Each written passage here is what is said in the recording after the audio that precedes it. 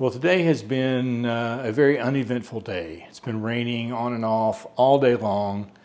I spent about 5 hours with plumbers here working on an issue in the backyard, and then they were gone about 1:30, and so by 2 o'clock it was like, I really need a nap.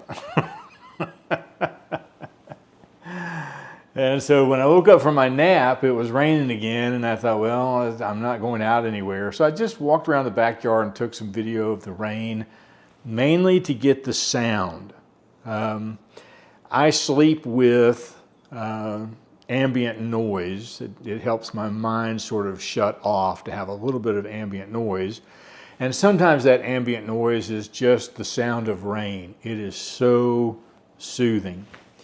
And so I thought, well, since I took a nap because it was raining, why don't I make a video about the fact that it's raining and wind up taking a nap? It was, other than the fact that I got soaking wet going around making videos in the yard, it was the lazy man's way to make a video today.